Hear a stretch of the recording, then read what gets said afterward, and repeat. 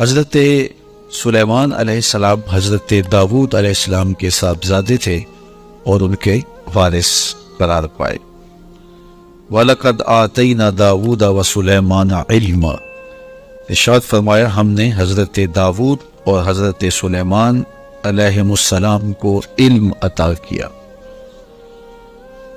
علماء نے لکھا ہے کہ اللہ نے انہیں اختیار دیا کہ یا حکومت لے لو، یا دولت لے لو، یا علم لے لو۔ تو انہوں نے کہا مالک ہمیں علم دے دیں، تو اللہ نے دولت و حکومت اس کے صدقے سے عطا کر دی۔ تو سب سے بڑی دولت علم ہے۔ تو یہاں کہا کہ ہم نے ان کو علم کے نور سے مالا مال کیا۔ اور اگر بنظر غور مطالعہ کریں تو علم ہی شہنشاہی ہے۔ اسی زمانے میں ایک ملک کو فتح کر دیا گیا اور بادشاہ گرفتار کر کے حاضر لایا گیا، تو جو فاتح تھا اس نے مفتو کو کہا، اس بادشاہ کو کہا کہ ہم تجھے قتل نہیں کرتے، تمہیں جان کی امان دیتے ہیں، بلکہ اس حکومت میں تجھے عہدہ دینا چاہتے ہیں، اب تم بتاؤ کہ تمہیں کون سے منصب پہ رکھا جائے۔ تو اس نے کہا مجھے معلم لگا دو، مجھے استاد لگا دو۔ تو اس بادشاہ نے ہنس کے کہا پھر بادشاہی چاہتے ہو؟ تو یہ بادشاہی ہے، یہ شہنشاہی ہے علم۔ تو کہا ہم نے ان کو علم کی دولت سے مالا مال کیا۔ وقال الحمد للہ الذی فضلنا علی کثیر من عبادہ المؤمنین، انہوں نے اللہ کی بارگاہ میں عرض کی کہ ساری تعریفیں اللہ کے لیے ہیں جس نے ہمیں اپنے بہت سے مومن بندوں پر فضیلت بخشی ہے۔ نعمت کا شکریہ ادا کر رہے ہیں کہ اتنے اللہ کے بندے تھے، کتنی مخلوقات تھیں اور اہل ایمان بھی کتنے تھے، لیکن ہمیں علم دے کر کے اس نے فضل و شرف عطا کیا، اس پر ہم اللہ کا شکر ادا کرتے ہیں۔ تو علم نصیب ہو جانا یہ اللہ کی بہت بڑی نعمت ہے اور اس پر شکریہ ادا کرنا چاہیے، شکریہ سے نعمت میں اضافہ ہوتا۔ ووارث سلیمان و داود، اور حضرت سلیمان حضرت داود علیہ السلام کے وارث ہوئے۔ قال یا ایھا الناس علمنا منطق الطیر واوتینا من کل شیء، آپ نے کہا اے لوگو ہمیں پرندوں کی بولی سکھائی گئی ہے اور ہمیں ہر چیز عطا کی گئی ہے، بے شک یہ اللہ کا واضح فضل ہے۔ جو بھی ضروریات تھیں، تخت و تاج کے جو بھی تقاضے تھے وہ سارے کے سارے آپ کو عطا کیے گئے۔ حکومت ہے، تخت و تاج ہے، دولت ہے، فوجیں ہیں، تصرف ہے، اور غلے ہیں، جائیدادیں ہیں، زمینیں ہیں۔ کائنات کی کوئی شے ایسی نہیں ہے جس کا وافر حصہ انہیں نہ دیا گیا۔ تو کہا کہ ہمیں ہر شے دی گئی ہے اور یہ اللہ تعالیٰ کا بڑا واضح فضل ہے۔ وَحُشِرَ لِسُلَيْمَانَ جُنُودُهُ مِنَ الْجِنِّ وَالْإِنسِ وَالطَّيْرِ، اور حضرت سلیمان علیہ السلام کے لیے ان کے لشکر جنوں، انسانوں اور پرندوں میں سے جمع کیے گئے تھے۔ اللہ اکبر۔ فَهُمْ يُوزَعُونَ، جنہیں وہ بغرض نظم و تربیت جو ہے وہ آپ کی خدمت میں وہ روکے جاتے تھے اور وہ حاضر کیے جاتے تھے، جمع ہوتے، اور پھر ان کو ایک ترتیب دیتے اور لشکر آراستہ ہوتے۔ یعنی آپ کی ملک میں انسان بھی تھے، جن بھی تھے آپ کے لشکر میں، اور پرندے بھی تھے۔ اور جب آپ کا لشکر چلتا تھا تو ایک سمت جن ہوتے، ایک سمت انسان ہوتے، اور اوپر پرندے پرواز کر رہے ہوتے۔ کتنی شان و شوکت پر مشتمل لشکر ہوتا حضرت سلیمان علیہ السلام کا۔ حتی اذا اتوا علی واد النمل، یہاں تک کہ جب وہ لشکر چیونٹیوں کے میدان میں آیا اور وہاں چیونٹیاں جمع تھیں، حضرت سلیمان اپنے پورے لشکر کے ساتھ، پوری شان و شوکت کے ساتھ جب وادی نمل میں داخل ہونے لگے، قالت نملۃ یا ایھا النمل ادخلوا مساکنکم، تو ایک چیونٹی نے کہا کہ اے چیونٹیوں اپنی رہائش گاہوں میں داخل ہو جاؤ، لا یحطمنکم سلیمان وجنودہ وہم لا یشعرون، حضرت سلیمان علیہ السلام اور ان کے لشکر تمہیں کچل نہ دیں اس حال میں کہ انہیں خبر بھی نہ ہو، التفات نہ کریں، توجہ نہ کریں، تم ننھی اور مہین مخلوق ہو اور ان کی توجہ تمہاری سمت نہ ہو اور وہ گزرتے ہوئے تمہیں رون ڈالیں، بے خبری میں ایسا ہو جائے تو تم جلدی کرو اپنی بلوں میں داخل ہو جاؤ۔ اس چیونٹی نے یہ بات اپنی ہم جولیوں سے کہی۔ حضرت امام فخر الدین رازی علیہ رحمہ اسی آیت کریمہ کی تفسیر میں لکھتے ہیں کہ اس چیونٹی کو یہ علم تھا کہ اللہ کے نبی کا لشکر جان بوجھ کر ننھی جان کو بھی ضائع نہیں کرتا، تو اس لیے اس نے کہا کہیں بے خبری میں تمہیں کچل نہ دیں۔ اگر ان کی توجہ ادھر ہوئی تو وہ ایسا کبھی نہیں کریں گے کہ تمہیں کچل ڈالیں۔ تو معلوم یہ ہوا کہ اللہ کے نبی کا لشکر، نبی کا تربیت یافتہ لشکر جان بوجھ کر ننھی جان کو بھی ضائع نہیں کرتا، اور جو جسموں کے ساتھ بم باندھ کر کے چھوٹے چھوٹے بچوں میں گھس جاتے ہیں اور بازاروں میں جا کے پھٹ جاتے ہیں اور پھر بعد میں بڑے فخر سے ذمہ داریاں قبول کرتے ہیں، یہ کسی نبی کا لشکر نہیں، شیطان کا لشکر۔ نبی کا تربیت یافتہ لشکر قرآن بتاتا ہے، یہ چیونٹی بھی جانتی تھی کہ نبی کی تعلیم اتنی واضح ہے اور نبی امن کا پیغمبر بھی ہوتا ہے، اس لیے کبھی ایسا نہیں ہو سکتا کہ نبی کا تربیت یافتہ لشکر ہو اور جان بوجھ کر کے ننھی جان کو بھی ضائع کرے۔ رسول کریم صلی اللہ علیہ وآلہ وسلم جب کوئی لشکر روانہ کرتے تو اسے حکم دیتے کہ بوڑھوں کو قتل نہیں کرو گے، بچوں کو قتل نہیں کرو گے، عورتوں کو قتل نہیں کرو گے، ان کے مذہبی رہنماؤں کو، پادریوں کو قتل نہیں کرو گے، ان کے عبادت خانے نہیں توڑو گے، فصلیں نہیں اجاڑو گے۔ یہ کافر جو تھے ان کافروں کے بچوں کو بھی قتل کرنے سے روک دیا گیا، کافروں کے بوڑھوں کو قتل کرنے سے بھی روک دیا گیا، اور جو کفار ہیں ان کی خواتین کے قتل سے بھی منع کر دیا گیا، اور جو مسلمانوں کی نسلیں کاٹ کے رکھ دے اور اس پہ ذمہ داریاں قبول کرے، کوئی بدبخت ہوگا جو ان کی حمایت کرے گا اور ان کو اسلام کا نمائندہ قرار دے گا۔ وہ دشمن اسلام ہو سکتے ہیں، اسلام کے نمائندے نہیں ہو سکتے۔ تو اس چیونٹی نے کہا کہ اپنی دلوں میں داخل ہو جاؤ، کہیں نبی کا لشکر بے خبری میں تمہیں کچل نہ دے۔ حضرت امام رازی لکھتے ہیں کہ چیونٹی کو یہ علم تھا، اس علم کی وجہ سے اس چیونٹی کو قیامت تک آنے والی چیونٹیوں کا سردار بنا دیا گیا، ملکہ بنا دی گئی قیامت تک۔ اچھا، اگر آپ کی توجہ ہو تو ذات کی چیونٹی ہے، رب نے اس کے نام کی صورت اتاری ہے۔ چیونٹی کی حیثیت کیا ہوتی ہے، لیکن وہ پیار کرنے لگی نا نبی سے، اور اس کو پتا تھا کہ نبی کی تعلیمات کیا ہوتی ہیں، تو اس تعلیم کے نتیجے میں ذات کی چیونٹی ہے، لیکن رب نے اس کے نام کی صورت اتار دی۔ تو اس چیونٹی نے کہا جلدی جلدی اپنی بلوں میں داخل ہو جاؤ، اللہ کے نبی کا لشکر کہیں تمہیں کچل نہ دے اور وہ دھیان نہ کرے، بے خبری میں کہیں ایسا نہ ہو جائے۔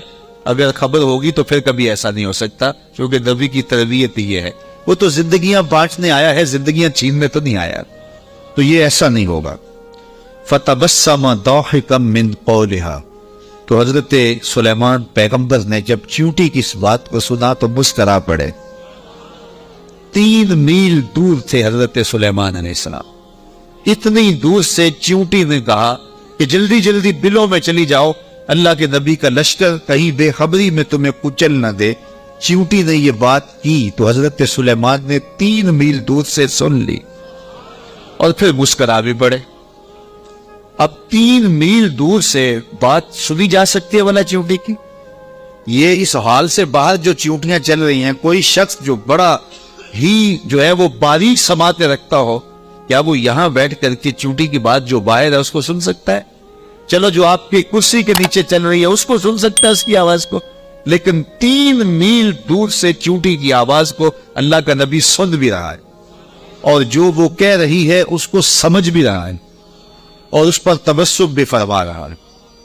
حضرات علماء فرماتے ہیں، جو تیوریات کے ماہرین ہیں، کہ چیونٹی کے منہ میں زبان نہیں ہوتی، پھر اس نے بات کیسے کر لی؟ ایک مہین سا وجود ہے تو اس کے منہ میں زبان نہیں ہوتی، دانت نہیں ہوتے، تو پھر بات کیسے کرتی ہے؟ اور حضرت سلیمان نے سن کیسے لی؟ تو کہا چیونٹی کے منہ کے قریب 2 باریک سے بال ہوتے ہیں، مہین سے 2 ریشے ہوتے ہیں۔ جب اس نے بات کرنی ہوتی ہے تو ان بالوں کو قریب کر کے رگڑتی ہے، اس رگڑنے سے جو آواز پیدا ہوتی ہے اس سے وہ اپنی ہم جولی کو کوئی میسج دے رہی ہوتی ہے۔ اللہ کے نبی کی شان یہ ہے کہ چیونٹی کے باریک اور مہین بالوں کے رگڑنے سے جو آواز پیدا ہوتی ہے 3 میل دور سے اس آواز کو سنتا بھی ہے، اور اس سے جو مفہوم نکلتا ہے اس کو سمجھتا بھی ہے۔ اور یہ اس نبی کی شان ہے جو ہاتھ باندھ کے مسجد اقصی میں تیرے نبی کے پیچھے کھڑا تھا۔ تو جب غلام کی یہ شان ہے تو امام کی شان کا عالم کیا ہے؟ یہ شان ہے خدمت گاروں کی سرکار کا عالم۔ مولوی کا تو دماغ خراب ہو گیا ہے کہ اس کی سماعتوں کو تول رہا ہے جس کے غلاموں کی سماعتوں کو نہیں تولا جا سکتا۔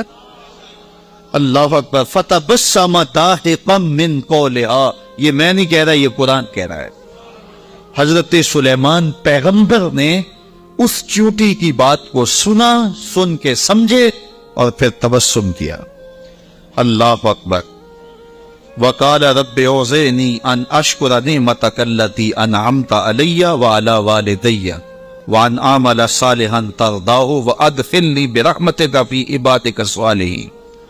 اور اللہ کی بارگاہ میں عرض کی حضرت سلیمان علیہ السلام نے کہ اے میرے پروردگار، مجھے اپنی توفیق سے اس بات پر قائم رکھ کہ میں تیری اس نعمت کا شکر بجا لاتا رہوں جو تو نے میرے اوپر کی اور میرے والدین کے اوپر کی۔ جو نعمتیں بندے کے اوپر ہوتی ہیں اس کا بھی شکریہ ادا کرنا چاہیے، اور جو صالح اولاد ہوتی ہے، جو ماں باپ پر نعمتیں عطا ہوئی ہوتی ہیں، ان کا بھی شکریہ ادا کر، کیونکہ ماں باپ کی نعمتیں اولاد تک بھی پہنچتی ہیں۔ مجھے بتاؤ، اگر میں اور آپ کسی کافر کے گھر میں پیدا ہوتے، معاذ اللہ کسی ہندو یا سکھ کے گھر میں پیدا ہوتے، تو آج کیا ہمارے سینے میں ایمان کا چراغاں ہوتا؟ ہم کسی یہودی کے گھر میں پیدا ہوتے تو ہمارے گھر میں ایمان کی روشنی ہوتی؟ ہم کہتے ہیں ہم بڑے سیانے ہیں، بڑے سمجھدار ہیں، ہم مطالعہ کرتے، ہم مختلف ادیان کو پڑھتے اور پھر مسلمان ہو جاتے۔ کیا ایسا ہوتا، یا کہ ہم اسی ظلمت اور اندھیرے میں ہوتے؟ تو پھر ہمارے ماں باپ تھے نا جو مسلمان تھے، اور ہم ان کی آغوش میں آئے تو اللہ نے وہ نور ہمیں بھی دیا۔ تو ہمیں اپنے اوپر ہونے والے اس کرم کا احسان کرنا، احسان جو ہے وہ اللہ کے حضور، اس کا شکر ادا کرنا چاہیے، اور ساتھ یہ بھی شکر ادا کرنا چاہیے کہ مالک تیرا کرم ہے کہ تو نے ہمارے ماں باپ کو دین دیا تھا، اور وہ نعمت ہمیں ان کی وساطت سے نصیب ہو گئی۔ علامہ اقبال کہا کرتے تھے، نام تو از پدر آموختم، حضور آپ کا نام میں نے اپنے باپ سے سیکھا تھا۔ وہ حضور کے عاشق تھے تو میں بھی حضور کا غلام بنا۔ ہمارے ماں باپ حضور کا نام لیتے تھے تو کیا کیفیتیں ہوتی، آنکھوں میں آنسو آ جاتے تھے۔ تو آج چونکہ وہ حضور کے عاشق تھے، وہ حضور سے محبت کرنے والے تھے، وہ اولیاء کی چوکھٹوں پہ جانے والے تھے، تو آج اللہ نے یہ دولتیں ہمارے سینے میں بھی رکھی۔ تو جب اس نعمت کا شکریہ ادا کریں جو ہمارے وجود پر ہیں، تو ان نعمتوں کا شکریہ بھی ادا کریں جو ہمارے والدین پہ ہوئی ہیں۔ تو حضرت سلیمان نے یہ ہمیں شکر کرنے کا ایک عجیب طریقہ دیا، خوبصورت طریقہ دیا، اور عرض کی مالک میں ان نعمتوں کا شکر ادا کرتا ہوں جو تو نے میرے اوپر کی، اور ان نعمتوں کا بھی شکریہ میں ادا کرتا ہوں جو میرے ماں باپ پر کی۔ اللہ اکبر۔ اور مجھے یہ توفیق دے کہ میں ایسے نیک عمل کرتا رہوں جن سے تو راضی ہو۔ اللہ اکبر۔ اور مجھے اپنی خاص رحمت سے اپنے نیک بندوں میں داخل فرما لے۔ حضرت سلیمان علیہ السلام ایک دن اپنے لشکر کا جائزہ لیتے ہوئے پرندوں کی جانب نکلے۔ کیسی شان و شوکت تھی، جنوں پر بھی حکومت، انسانوں پر بھی حکومت، پرندوں پر بھی حکومت۔ وَتَفَقَّدَ الطَّيْرَ، تو آپ نے پرندوں کا جائزہ لیا۔ فَقَالَ مَا لِيَ لَا أَرَى الْهُدْهُدْ، فرمایا میں ہدہد کو نہیں دیکھ رہا۔ اور پھر فرمایا ام کان من الغائبین، وہ واقعی غائب ہو گیا ہے۔ لَعُذِّبَنَّهُ عَذَابًا شَدِيدًا، میں اس کو سخت عذاب دوں گا۔ او لَأَذْبَحَنَّهُ، یا اس کو میں ذبح کر دوں گا۔ او لَيَأْتِيَنِّي بِسُلْطَانٍ مُبِينٍ، یا وہ میری جانب میرے پاس اپنے بے قصور ہونے کی کوئی واضح دلیل لائے۔ تین باتیں، یا تو سخت عذاب دوں گا، یا ذبح کر دوں گا یا پھر اپنی صفائی میں کوئی مضبوط دلیل لائے۔ حضرت سلیمان علیہ السلام بیت اللہ کی حاضری کے بعد واپس آ رہے تھے اور صنعاء کے مقام پہ جو یمن کا شہر ہے وہاں آپ نے پڑاؤ کیا اور وہاں آپ نے جانوروں کا جائزہ لیا اور وہاں ہدہد کو نہ دیکھا۔ مفسرین فرماتے ہیں جب پانی کی ضرورت ہوتی تو ہدہد کو حاضر کیا جاتا اور یہ ہدہد جو تھا وہ پھر بتاتا کہ کس جگہ پانی ہے۔ یہ جانوروں کے اندر انجینئر ہے، اللہ نے اس کو بڑی طاقت دی۔ حضرت ابو ہریرہ رضی اللہ تعالیٰ عنہ نے جب فرمایا نا کہ یہ بڑی قوتوں سے مالا مال کیا گیا ہے، اس کی نظر بڑی تیز ہوتی ہے، تو کسی نے حضرت ابو ہریرہ سے کہا کہ چھوٹے بچے جب دھاگا لگا کے جال لگا کے جو ہے وہ پھاہی لگاتے ہیں تو یہ ہدہد پھنس جاتا ہے، جس کو زمین کی تہ میں پانی نظر آ جاتا ہے اس کو وہ جال نظر نہیں آتا۔ تو حضرت ابو ہریرہ بولے تقدیر کا جال نظر نہیں، تو تقدیر کا جال بڑا ڈاڈا ہوتا ہے، وہ نظر نہیں آتا۔ یہ آپ نے ایک جانور دیکھا ہوگا کن کھجورا، اس کے 100 پاؤں ہوتے ہیں، 100 پاؤں، اور یہ جو سانپ ہوتا ہے اس کے کوئی پاؤں نہیں ہوتے، یہ اپنے جسم کو بل دے کے آگے بڑھتا ہے، اور کن کھجورا اس کے 100 پیر ہوتے ہیں، اور سانپ کی مرغوب غذا ہے کن کھجورا، اور جب اس کو یہ نظر آئے تو یہ دوڑتا ہے اور سانپ پیچھے دوڑ کے اس کو شکار کر لیتا ہے۔ تو کسی نے کن کھجورے سے پوچھا کہ تیرے 100 پیر ہیں اور سانپ کا ایک بھی نہیں ہے اور پھر بھی تو پکڑا جاتا ہے؟ اس نے کہا تقدیر کے آگے پاؤں نہیں چلتے۔ تو کہا کہ وہ دھاگا تقدیر کا ہے، وہ ہدہد کو نظر نہیں آتا اور وہ بچے اسے پکڑ لیتے ہیں۔ تو ہدہد حضرت سلیمان علیہ السلام کا درباری پرندہ تھا اور حضرت سلیمان علیہ السلام اس سے محبت کرتے تھے، یہ بھی اللہ کے نبی سے پیار کرتا تھا۔ بلکہ صاحب روح البیان نے ہدہد کی عنوان سے بڑی باتیں لکھی ہیں، کچھ لطیفے بھی ذکر کیے ہیں۔ کہتے ہیں ایک دن یہ ہدہد چونکہ لاڈلا پرندہ تھا حضرت سلیمان کا، تو حضرت سلیمان علیہ السلام کو کہنے لگا کہ میں آپ کے لشکر کی دعوت کرنا چاہتا ہوں۔ آپ نے کہا اتنا بڑا لشکر ہے اور تو میرے لشکر کی دعوت کرے گا؟ کہا جناب دعوت قبول کیجیے۔ تو کہا ٹھیک ہے، آج دوپہر کو میں آپ کے لشکر کی دعوت کروں گا۔ جب دوپہر کا وقت آیا تو دریا کنارے لشکر نے پڑاؤ کیا ہوا تھا، تو ہدہد کبھی دائیں کبھی بائیں اڑانے بھر رہا ہے۔ تو کہا میاں وقت ہو گیا ہے، اب لاؤ نہ کھانا، تم نے آج ہماری دعوت کی ہے۔ کہا جی اسی کا انتظام کر۔ تھوڑی دیر کے بعد اس نے فضا میں ایک چڑیا شکار کی اور اس کو فضا میں توڑ کر کے پانی میں پھینک دیا اور لشکر کو آواز دی جس کے ہاتھ میں بوٹی آتی ہے بوٹی لے لے، باقی شوربہ پی لے۔ تو اس پرندے سے چونکہ بڑا پیار تھا، جب اس کو نہ دیکھا تو غصے میں آ گئے، کہا ما لیا لا اری الہدہد، میں ہدہد کو نہیں دیکھ رہا، کیا وہ واقعی غائب ہے؟ اچھا میں اس کو ذبح کر دوں گا یا سخت سزا دوں گا یا پھر وہ مجھے اپنی بے گناہی کی دلیل پیش کرے۔ اب ہدہد کہاں چلا گیا؟ حضرات مفسرین لکھتے ہیں کہ وہ حضرت سلیمان علیہ السلام استراحت کرنے لگے تو وہ اڑ کے قریب ایک باغ میں چلا گیا، وہاں ایک اور اس کا ہم جنس ہدہد بیٹھا ہوا تھا۔ اس نے پوچھا کدھر سے آئے ہو؟ اس نے کہا کہ میں اپنے نبی کے ساتھ گیا تھا، اپنے شہنشاہ کے ساتھ گیا تھا، اور ان کی حکومت جنوں پر بھی ہے، انسانوں پر بھی ہے، پرندوں پر بھی ہے۔ تو اس نے کہا کہ میری جو بادشاہ ہے میرے ملک وہ عورت ہے اور اس کا ایک تخت بہت بڑا، آؤ میں تمہیں دکھاؤں۔ تو وہ ہدہد کو ساتھ لے گیا اور اتنے میں دیر ہو گئی۔ حضرت سلیمان غصے میں آگے کہا کدھر ہے؟ لاؤ اسے حاضر کرو۔ آپ کا جو درباری شہباز تھا وہ اڑا فضا میں بلند ہوا تو ہدہد آتا دکھائی دیا، تو اس نے اس کے اوپر جھپٹ کے حملہ کرنا چاہا۔ تو ہدہد نے کہا تجھے واسطہ دیتا ہوں اس رب کا جس نے تجھے میرے پہ طاقت دی ہے، مجھے اپنا معاملہ حضرت سلیمان کے پاس جا کے پیش کر لینے۔ کہا انہوں نے کہا ہے کہ تجھے قتل کر دوں گا، ذبح کر دوں گا یا تجھے سخت سزا دوں، اب تو بچ نہیں پائے گا۔ تو ہدہد نے کہا کہ انہوں نے کوئی استثناء بھی کیا تھا؟ کہا ہاں انہوں نے کہا تھا یا کوئی مضبوط خبر لائے، اپنا معقول عذر پیش کرے۔ کہا پھر خیر ہے۔ اب ہدہد حضرت سلیمان کے پاس آیا اور مفسرین کہتے اس نے اپنے پر جھکا لیے اور دم بھی جھکا لی اور حضرت سلیمان کے سامنے عرض کی کہ اس رب سے ڈریے جس کے حضور آپ رب قیامت کے دن پیش ہوں گے۔ بس یہ بات کہنے کی دیر تھی کہ حضرت سلیمان کا غصہ ٹھنڈا ہو گیا۔ فرمایا بتاؤ کدھر گئے تھے؟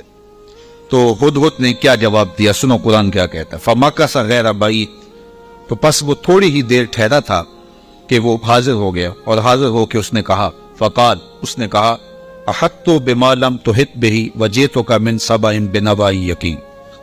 اس نے کہا کہ حضور میں ایسی بات معلوم کر کے آیا ہوں جس پر شاید آپ مطلع نہ تھے، اور میں آپ کے پاس ملک سبا کی ایک یقینی خبر لایا۔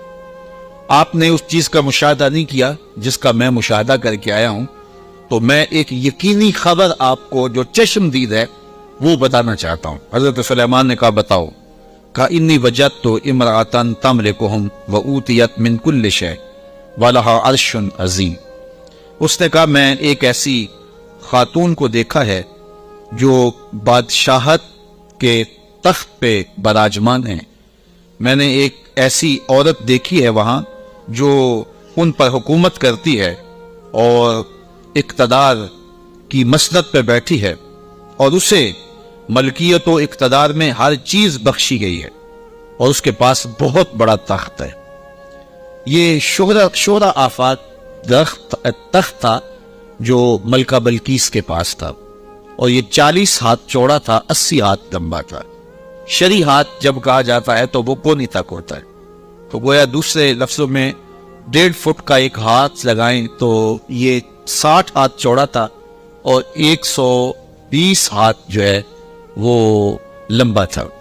سونے چاندی اور قیمتی دھاتوں کا بنا تھا، اور 7 منزلیں تھیں اس کی، اور قیمتی موتی اس کے اوپر لگے تھے، اور جب وہ اپنا دربار لگاتی تو اس تخت کے اوپر بیٹھتی، اور اس کے 12,000 سردار تھے قوم کے جن کے تحت فوجیں تھیں، اور ایک مضبوط نظم و نسق تھا، ہر شے فوجیں آلات ارب و ضرب بہت کچھ دیا گیا تھا۔ تو اس بات کی کہانی سنائی، اور آگے فرمایا وجدتھا وقومھا یسجدون للشمس من دون اللہ، میں نے دیکھا ہے وہ اور اس کی قوم اللہ کے علاوہ سورج کو پوجتی، اللہ کو چھوڑ کر سورج کی پرستش کرتی ہے۔ وَزَيَّنَ لَهُمُ الشَّيْطَانُ أَعْمَالَهُمْ، اور شیطان نے ان کے لیے ان کے اعمال مزین کر دیے ہیں۔ فَصَدَّهُمْ عَنِ السَّبِيلِ، اور شیطان نے ان کو راہ حق سے، راہ توحید سے روک دیا ہے۔ فَهُمْ لَا يَهْتَدُونَ، اور وہ ہدایت نہیں پاتے۔ اللہ يَسْجُدُ لِلَّهِ الَّذِي يُخْرِجُ الْخَبْءَ فِي السَّمَاوَاتِ وَالْأَرْضِ وَيَعْلَمُ مَا تُخْفُونَ وَمَا تُعْلِنُونَ۔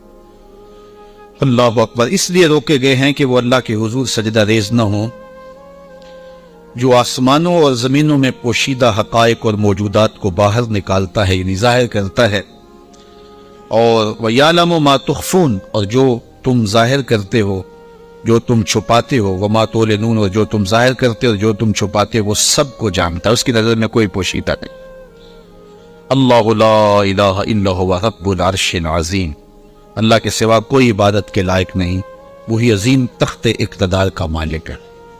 ملکہ بلقیس کا تخت کیا ہے؟ تخت تو میرے رب کا ہے، عرش تو اس کا ہے، تو اس نے یہ بات کہی۔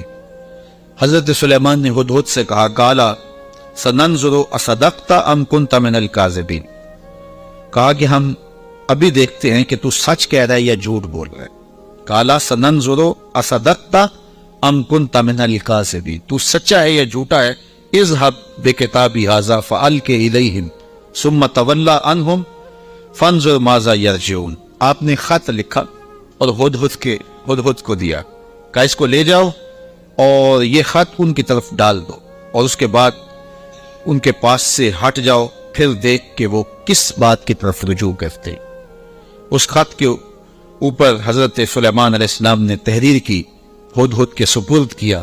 1 مہینے کی مسافت پر تھا یہ ملک سبا حضرت سلیمان علیہ السلام کے ملک شام سے، 1 مہینہ جاتے ہوئے لگتا تھا، 1 مہینہ آتے ہوئے لگتا تھا۔ کہا یہ خط لے جاؤ میرا اور ملک سبا میں جاؤ اور ملکہ بلقیس کو دے آؤ، اور پھر دیکھو کہ وہ کیا کہتے ہیں۔ ہدہد نے خط پکڑا، بادشاہ تخت پہ بیٹھی تھی، اس نے جا کے خط پھینک دیا۔ جب ملکہ نے خط پکڑا اور اس کو کھولا اور پڑھا، نبی کی جلالت تھی، چونکہ صرف بادشاہ نہیں تھے، نبی بھی تھے، تو کہتے اس کا وجود کانپنے لگا، اور اس نے اپنی قوم کے سرداروں کو کہا کہ قالت یا ایھا الملأ انی القی الی کتاب کریم، اے میری قوم کے سرداروں، میری طرف ایک عزت والا خط ڈالا گیا ہے۔ علماء تفسیر نے لکھا ہے کہ یہ لفظ ہی اس کے لیے بہتری کی ضمانت بن گیا کہ اس نے نبی کے خط کو عزت والا خط کہا. بعد میں جو ہوا اور پھر وہ مطیع ہوئی اور اللہ نے اس کے لیے بہتریوں کے دروازے کھولے، وہ اس کی اس تکریم کی وجہ سے. خسرو پرویز کی جانب میرے رسول کریم صلی اللہ علیہ وسلم نے خط بھیجا تھا تو اس نے ٹکڑے کر دیے تھے. تو آقا کریم علیہ السلام نے جب سنا تو فرمایا اللہ اس کی سلطنت کے ٹکڑے کرے گا، اور ایسے ہوا. تو پرویز نے حضور کا خط پھاڑا تھا تو ذلیل و رسوا ہو گیا، اور اس نے اللہ کے پیغمبر کے خط کو سینے سے لگایا اور کہا یہ عزت والا خط ہے جو میری جانب ڈالا گیا ہے. انہو من سلیمان، بے شک یہ حضرت سلیمان کی طرف سے ہے. وَإِنَّهُ بِسْمِ اللَّهِ الرَّحْمَٰنِ الرَّحِيمِ، اور بے شک اس میں یہ لکھا ہے کہ اللہ کے نام سے شروع جو رحمان اور رحیم ہے. تو یہ خط سلیمان علیہ السلام کی جانب سے لکھا گیا تھا، اور وہاں اس زمانے میں خط لکھنے والا اپنا نام پہلے لکھتا تھا پھر مضمون خط کا لکھتا تھا. تو آپ نے پہلے کہا انہو من سلیمان وَإِنَّهُ بِسْمِ اللَّهِ الرَّحْمَٰنِ الرَّحِيمِ اللہ تعالیٰ علیہ وَاتُونِی مُسْلِمِین، 2 لفظ لکھے. آپ نے کہا خط کا مضمون یہ تھا تم مجھ پر سربلندی نہ چاہو، مجھ سے بڑا بننے کی کوشش نہ کرنا، سربلندی نہ چاہو، اور فرما بردار ہو کے میرے پاس حاضر ہو جاؤ. بس 2 لفظ تھے، حضرت سلیمان کی مہر تھی، اور یہ خط ہدہد نے جا کے ملکہ بلقیس کو دیا. اس کا وجود کھانپنے لگا، پھر وہ سنبھلی اور اپنے سرداروں سے کہنے لگی قالت یا ایھا الملأ افتونی فی امری ما کنت قاطعۃ امرا حتی تشہدون، اے میرے درباریوں، تم مجھے بتاؤ اس معاملے میں کیا تمہارا مشورہ ہے، چونکہ میں کسی بھی معاملے میں قطعی فیصلہ کرنے سے قبل تمہیں حاضر کرتی ہوں اور تم سے مشورہ لیتی ہوں. مشورے کے بغیر میں نے آج تک کبھی قدم نہیں اٹھایا، اور یہ میرا معمول ہے. اب یہ خط آیا ہے، اس کا یہ مضمون ہے جو میں تمہیں سنایا ہے، اب تم بتاؤ کہ اب کیا کیا جائے. اب 12,000 سردار تھے اور ان کے ماتحت فوجیں تھیں. قالو بولے نحن اولو قوت و اولو باس شدید، کہنے لگے کہ ہم طاقتور ہیں، سخت جنگجو ہیں، اور ہم لڑنے کے لیے تیار ہیں. قوم کا مورال بلند ہے، فوجیں پوری طاقت میں ہیں، آلات حرب و ضرب بھی ہیں، کوئی کمزوری نہیں ہے. آپ اگر حکم دیں تو ہم حاضر ہیں. والامر الیک فانظری ماذا تامرین، لیکن معاملہ آپ کے ہاتھ میں ہی ہے، حکم آپ کا ہی چلے گا. لیکن ہماری جانب سے کوئی کمزوری نہیں، ہم بالکل تیار ہیں، مستعد ہیں، فعال ہیں، فوجیں تیار ہیں، مورال بلند ہے، لڑنے کے لیے آمادہ ہیں. تو اب آپ کا حکم ہے، کیا آپ حکم دیتی ہیں؟ قالت ان الملوک اذا دخلوا قریۃ افسدوها وجعلوا اعزۃ اہلها اذلہ، ملکہ نے کہا کہ بے شک جب بادشاہ کسی بستی میں داخل ہوتے ہیں تو اسے برباد کر دیتے ہیں اور وہاں کے باعزت لوگوں کو ذلیل و رسوا کر ڈالتے ہیں، اور یہ لوگ یعنی بادشاہ اسی طرح کریں گے. تو اگر تم مجھے موقع دو، اور میرا مشورہ یہ ہے کہ میں وَإِنِّي مُرْسِلَةٌ إِلَيْهِمْ بِهَدِيَّةٍ، میں پہلے ان کی طرف کوئی ہدیہ بھیجتی ہوں. ہم لڑائی کا طبل نہ بجائیں، ہم پہلے ان کی طرف ہدیہ بھیجیں، پہلے دیکھیں. فَنَاظِرَةٌ بِمَا يَرْجِعُ الْمُرْسَلُونَ، پھر ہم دیکھتے ہیں کہ جو ہمارے قاصد گئے ہیں وہ کیا پیغام لاتے ہیں. اگر وہ ہمارے ہدیے کو قبول کر لیتے ہیں اور کوئی ہماری سیٹنگ ہو جاتی ہے تو پھر تو لڑائی کی ضرورت نہیں ہے. لڑائی بہت خطرناک ہوتی ہے، اس کے انجام بڑے بھیانک ہوتے ہیں. وہ تھی بڑی سمجھدار. فوجوں نے کہا ٹھیک ہے، جرنیلوں نے کہا لڑیں گے، اور سرداروں نے کہا قوم کا مورال بلند ہے، اور جو ہے وہ افسروں نے کہا کہ ہماری فوج بڑی ٹریننگ یافتہ ہے، ہمارے پاس آلات وہ ضرب موجود ہیں، لڑیں گے. لیکن اس نے کہا صبر کرو، پہلے میں کوئی تحفہ دے کے قاصد بھیجتی ہوں، وہ قاصدوں کو کیا جواب دیتے ہیں. لڑائی تو آخری حال ہے، پھر ہم دیکھیں گے.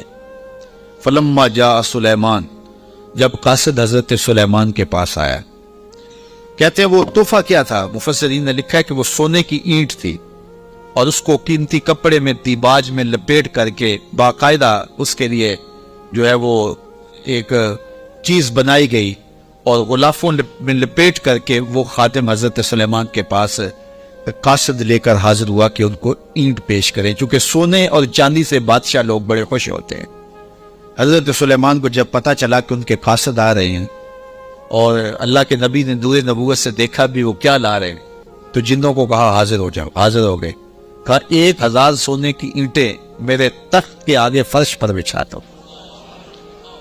تو جب اینٹیں بچھی ہوئی انہوں نے دیکھی تو وہ جو تحفہ لے کے آئے تھے سنبھال کے ایک اینٹ، انہوں نے دیکھا کہ وہ اینٹیں تو قدموں میں پڑی ہوئی، تو اب وہ تحفہ دیتے ہوئے شرم محسوس کرنے لگے۔ کیا دے، الٹے باس بریلی کو، یہاں تو اینٹیں قدموں میں پڑی ہوئی ہیں۔ علاء الدین خلجی ساری زندگی تڑپتا رہا کہ حضرت خواجہ نظام الدین اولیاء کی بارگاہ میں حاضری دوں۔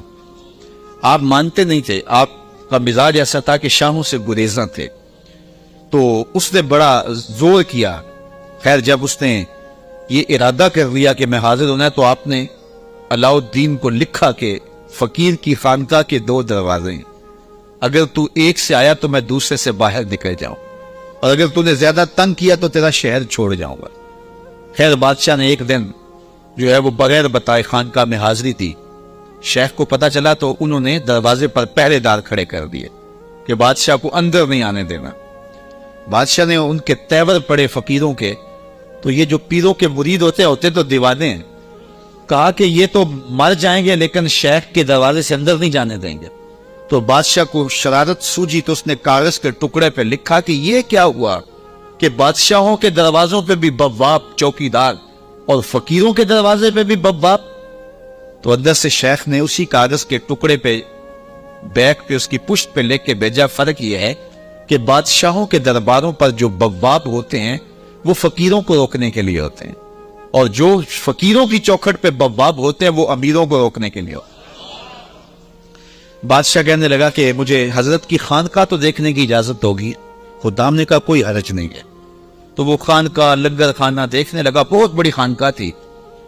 تو جب وہ استبل میں گیا تو کیا دیکھا کہ جو گھوڑے ہیں ان کی جو میخیں ہیں، قلعے ہیں، وہ چاندی کے ہیں، اور جو ان کے پاؤں میں زنجیریں پڑی ہوئی ہیں جن سے وہ بندھے ہوئے ہیں وہ زنجیریں سونے کی ہیں۔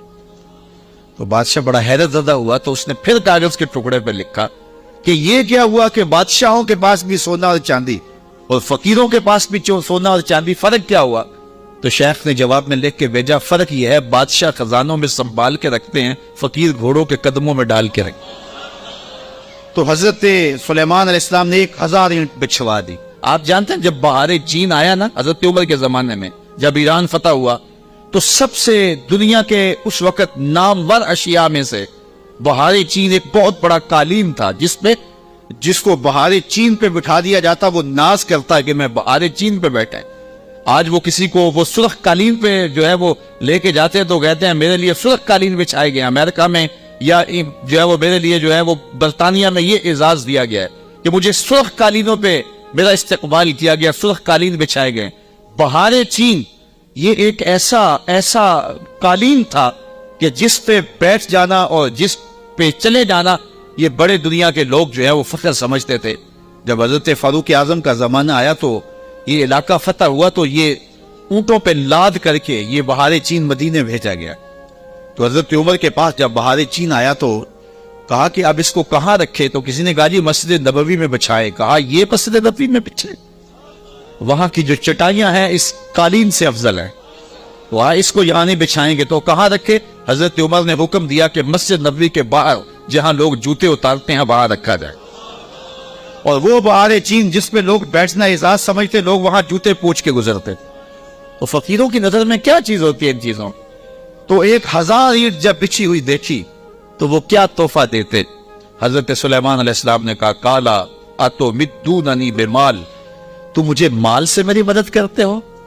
تم کیا سمجھتے ہو تم میرے پاس جو ہے وہ مال و دولت سے میری مدد کرنا چاہتے ہو؟ فما آتانی اللہ خیر مما آتاکم، اللہ نے جو مجھے دیا ہے وہ اس سے بہتر دیا ہے جو تم کو دیا ہے، تمہارے سے بہتر مجھے نوازا ہے۔ بل انتم بہدیتکم تفرحون، بلکہ اپنے ہدیے پہ تم خوش ہو کہ یہ مال ہے، ہم مال کے ہدیے کو قبول نہیں کرتے۔ ایک طرف سورج کو پوجا جا رہا ہے، رب کے ساتھ شریک ٹھہرایا جا رہا ہے، اور میں ایک اینٹ لے کے راضی ہو جاؤں سونے کی اور تم اللہ کی مخالفت کرتے رہو۔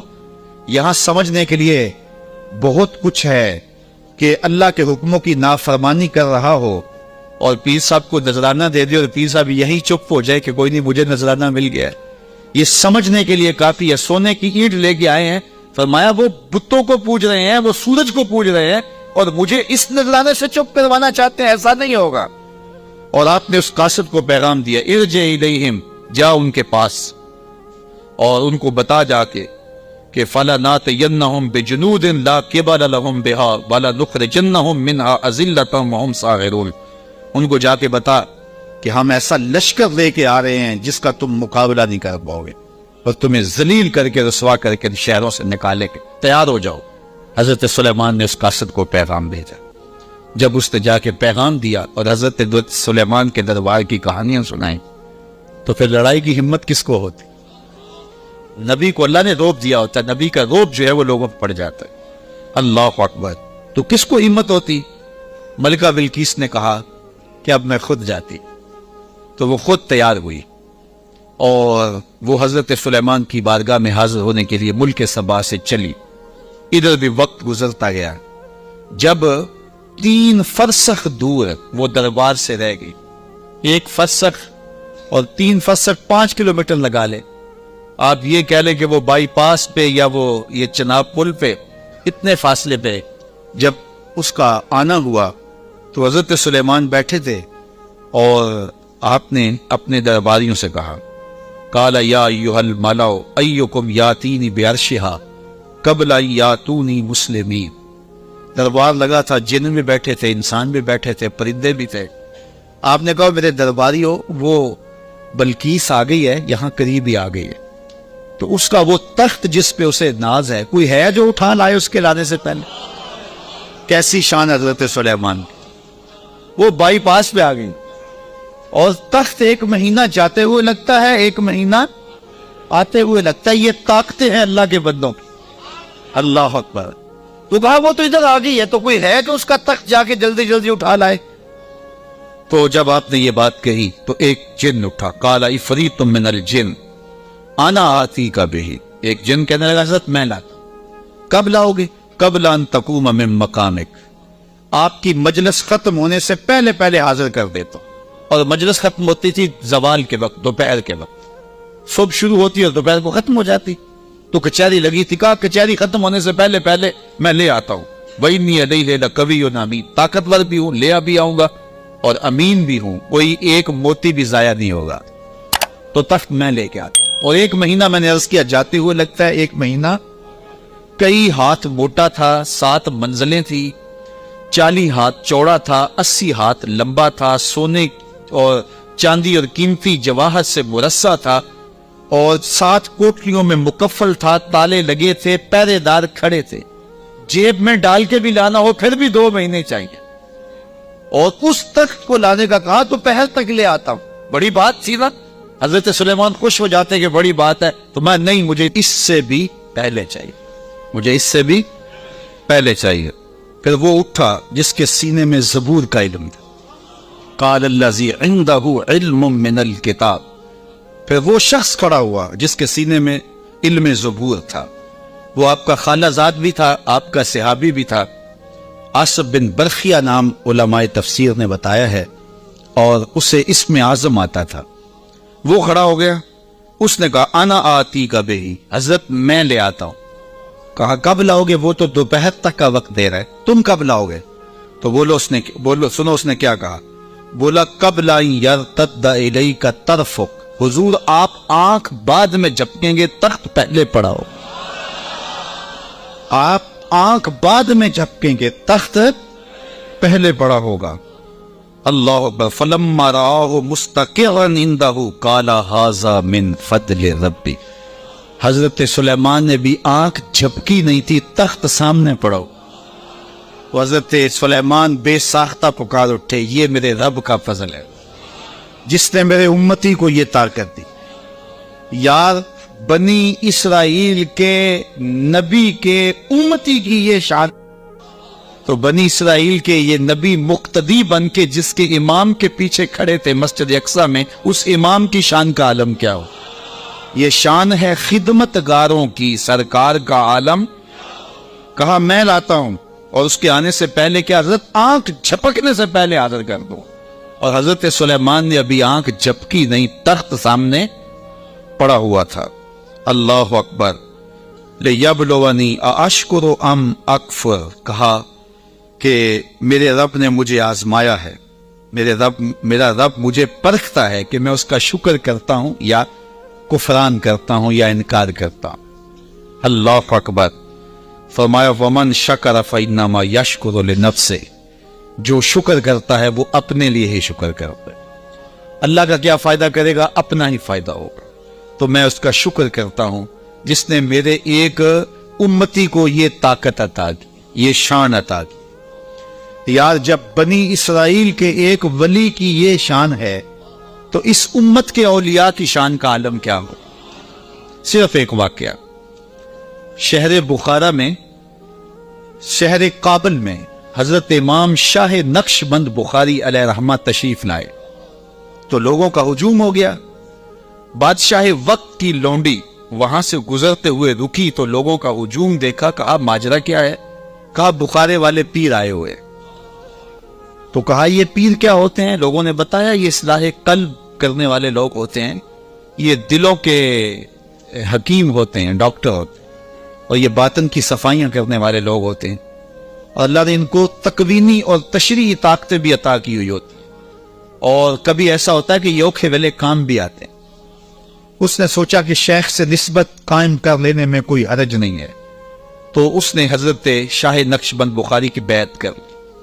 चलो पीर तो कोई होना चाहिए, तो उन्होंने उनसे बैत कर ली। शेख ने जो वज़ाइफ बताए और तलकीन की, जिक्र की और अच्छाई की तरफ सबक दिए, तो सालिहा तो वो पहले ही थी लेकिन मजीद रंग चढ़ गया। तो बादशाह जब उसकी खिदमत को देखा तो बड़ा खुश हुआ। जो बाकी लौंडियां थी वो हसद करने लगी। एक दिन उन्होंने बादशाह के दरबार से, बादशाह के घर से चोरी करके जेवर ऐसी जगह पे छुपा दिए और उस पे इल्जाम लगा दिया और फिर बरामद भी उससे करवा दिए। बादशाह को बड़ा गुस्सा आया कि मैंने इस पे इतना एतमाद किया था और ये बड़ी लंबी नमाजें पढ़ती थी। बादशाह ने हुक्म दिया कि इसको चौबारे पे ले जाओ और वहां से धक्का दे दो। बादशाह के महल की छत पे ले जाया गया। उसने ला कहा कि मेरा जुर्म नहीं है, लेकिन बादशाह होते हैं। तो छत पे ले जाया गया। जब धक्का देने लगे तो उसको अब याद आया कि मैंने सुना था औखे वेले पीर काम आते हैं। तो उसने बुखारे की तरफ मुंह करके कहा, शै लिल्ला चू गदाए मुस्तमंद अल मदद खाहम ज़िशाहे नक्शबंद। सुना है औखे वेले पीर काम आते हैं, इससे औखा वेला मेरे पे तो नहीं आ सकता। ये उसने कहा तो पीछे जल्लाद ने धक्का दे दिया। जब नीचे आई तो हजरत शाह नक्शबंद बुखारी का दामन फैला हुआ था। आपने आराम से पकड़ के नीचे रख दिया। तो इसने हैरत से पूछा, हजरत आप कब आए हैं? तो शाह नक्शबंद बुखारी फरमाने लगे, तू अज चबारा आमदी मन अज बुखारा आमदम। तो चुबारे से चल पड़ी थी, मैं बुखारे से चल पड़ा। तो कहा, हजरत आंख झपकने से कबल वो तख्त हाजिर कर दूंगा। जब तख्त हाजिर हो गया, कहा ये मेरे रब का फजल है जिसने मुझे इतनी ताकत अता फरमाई। वमन कफरा फइन्ना रब्बी गनियुन करीम। और अगर कोई वलियों की इस ताकत को नहीं मानता, नबियों की इस ताकत को नहीं मानता, अल्लाह के बंदों की ताकतों को नहीं मानता, अल्लाह को परवाह भी कोई नहीं। ना माने कोई, अल्लाह को क्या परवाह है? वो गनी भी है और करीम भी है।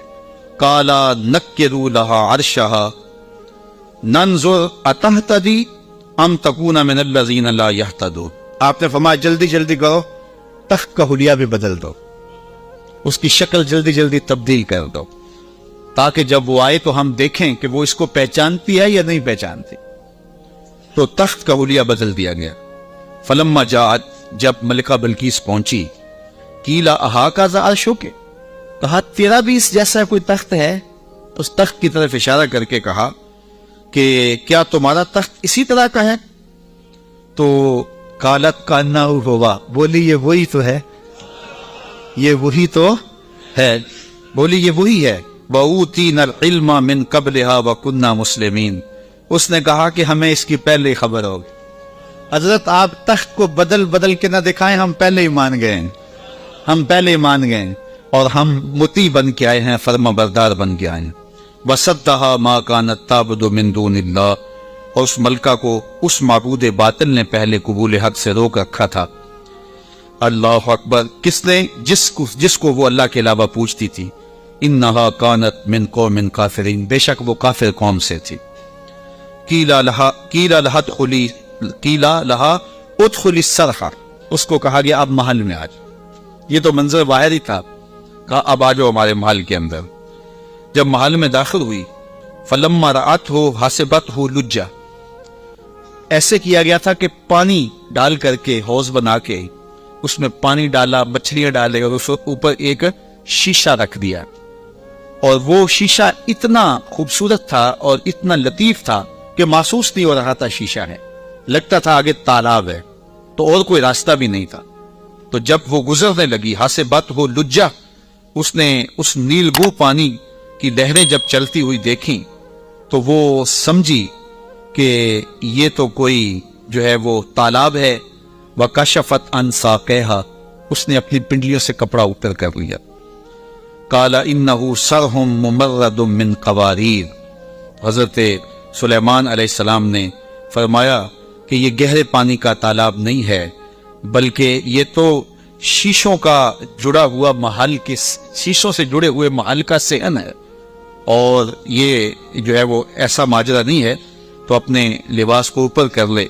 कालत रब्बी इन्नी ज़लमतु नफ्सी, तो वो कहने लगी मैंने अपने नफ्स पे मेरे रब जुल्म किया, और आज मैं इस मजमे को गवाह बना के, तेरे पैगंबर को गवाह बना के, आज इस महल के अंदर मैं ऐलान करती हूँ, व अस्लमतु मा सुलैमान लिल्लाहि रब्बिल आलमीन, मैं हजरत सुलेमान के रब पर, तमाम जहानों के रब पर ईमान लाती, और ईमान की दौलत से मालामाल हुई। फिर हजरत बिल्कीस का निकाह क्या हजरत सैयदना सुलेमान से हुआ या दूसरी रिवायत के मुताबिक तुब्बा यमन से हुआ, इसके बारे में रिवायात मुख्तलिफ हैं। मुफस्सिरीन ने दोनों बातें लिखी हैं। तो अल्लाह के नबी की शान ही क्या निराली थी।